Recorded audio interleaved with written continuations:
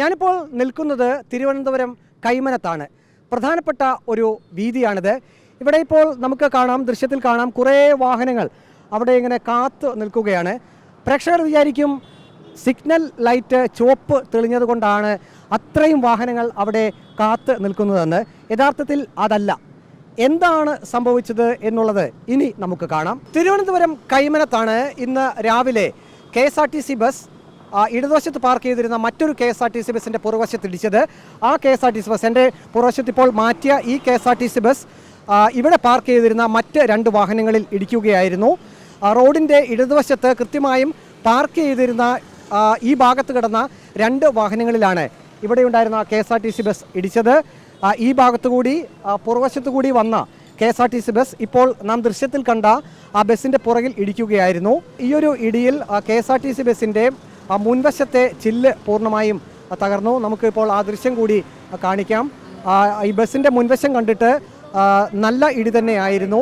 ബസ്സിൻ്റെ ഇടതുവശം ഒരു വശം പൂർണ്ണമായും തകർന്നിട്ടുണ്ട്. ചില്ല് പൂർണ്ണമായും തകർന്ന അവസ്ഥയിലാണ്. ഇതെന്താ സാർ സംഭവിച്ചത്? ഇത് അറിഞ്ഞൂടെ, എപ്പോഴോ രാവിലെ എങ്ങനെ സംഭവിച്ചതാണ് പിടിയില്ല.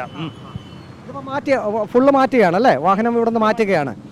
ഇതെന്തെങ്കിലും യാത്രക്കാർക്ക് എന്തെങ്കിലും പരിക്കോ എന്തെങ്കിലും ഉണ്ടോ? കണ്ടക്ടറിന് തലയ്ക്ക് ചെറിയ പരിക്കുണ്ട്. ഇപ്പോൾ ഇവിടെയുള്ള പോലീസുകാർ ഇപ്പോഴാണ് ഇങ്ങോട്ടേക്ക് വന്നത്. ആ ഉദ്യോഗസ്ഥർ പറഞ്ഞത് KSRTC ബസ്സിലെ കണ്ടക്ടർക്ക് പരിക്കുണ്ട് എന്നാണ്.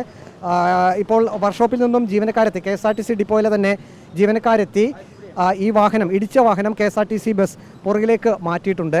ഇതെന്താണ് സംഭവം? ഇത് ശരിക്കും ഇതുവരെ ബസ്സുകൾ കൊണ്ടിടുന്നത് കാരണം വൈകുന്നേരം ഇതിലെ കൂടെ യാത്രക്കാർക്ക് വളരെ ബുദ്ധിമുട്ടാണ്.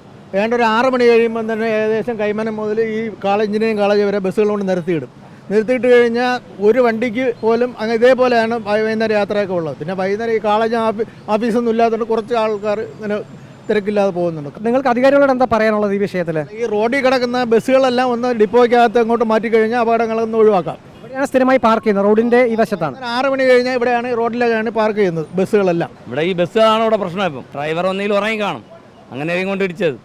ഇത്രയും ലൈറ്റും കാര്യങ്ങളുള്ളതുകൊണ്ടൊന്നും എങ്ങനെ പറ്റുന്നത്? പുതിയ ലൈറ്റൊക്കെ ഉണ്ട്, ഇന്നലെ മെനങ്ങാൻ ഉദ്ഘാടനം ചെയ്തേക്കുന്നു.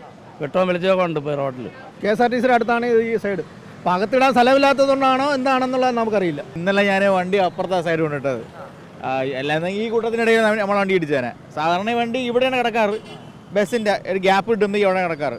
രാത്രി ഇവിടെ മൊത്തവും ഏകദേശം 30-32 വണ്ടികളുണ്ട് ഇവിടെ ഡിപ്പോയ്ക്കകത്ത് വെളിയിൽ കിടക്കുന്ന വണ്ടികൾ 2 വശങ്ങളിലുമായിട്ട്. 2 വശങ്ങളിലായിട്ട് രാവിലെ ആകുമ്പോൾ എടുത്തിട്ട് പോകും. ഈ ഒരു അപകടത്തിൻ്റെ ബാക്കി പത്രമാണിത്.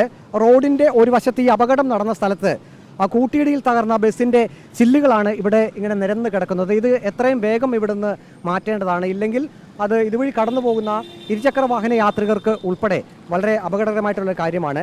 ഇപ്പോൾ ബസ് ഈ ഭാഗത്ത് നിന്ന് എടുത്തുകൊണ്ട് പോയിട്ടുണ്ട്. പക്ഷേ ഇതിനെ ആര് മാറ്റും? ഈ ചില്ലുകളൊക്കെ ഇവിടെ നിന്ന് ആര് മാറ്റും എന്നുള്ളതാണ് ഏറ്റവും പ്രസക്തമായിട്ടുള്ള ഒരു ചോദ്യം. വീഡിയോ ജേർണലിസ്റ്റ് വിഷ്ണു പ്രസാദിനൊപ്പം റിപ്പോർട്ടർ പ്രവീൺ പുരുഷോത്തമൻ. റിപ്പോർട്ടർ തിരുവനന്തപുരം.